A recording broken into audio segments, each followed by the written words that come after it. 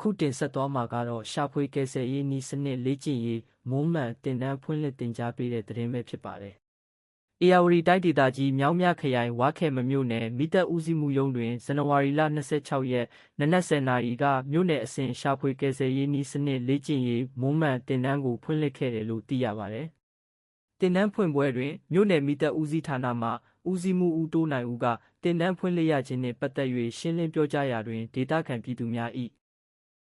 အသက်အိုးအိမ်များပျက်စီးဆုံးရှုံးမှုမရှိစေရေးနှင့်အကြောင်းမျိုးမျိုးကြောင့်ဘေးအန္တရာယ်များကြုံတွေ့ပါကမိမိတို့မိသက်တပ်ဖွဲ့ဝင်များအနေဖြင့်မှန်ကန်သောနည်းလမ်းများဖြင့်ရှာဖွေကယ်ဆယ်မှုလုပ်ငန်းများဆောင်ရွက်နိုင်စေရန်ယခုလိုတင်တန်းဖွင့်လှစ်ရခြင်းဖြစ်ကြောင်းထည့်သွင်းပြောကြားခဲ့ပါသည်။အဆိုပါရှာဖွေကယ်ဆယ်ရေးနည်းစနစ်လေ့ကျင့်ရေးမွမ်းမံတင်တန်းကိုဇန်နဝါရီလ26ရက်နေ့မှဖေဖော်ဝါရီလ20ရက်နေ့အထိဖွင့်လှစ်တင်ကြားမည်ဖြစ်ရာတင်တန်းသား35ဦးတက်ရောက်ကြတယ်လို့သိရပါတယ်။ဒီသတင်းကိုတော့လွှမ်းတီဟဝါခဲမကပေးပို့ထားတာဖြစ်ပါတယ်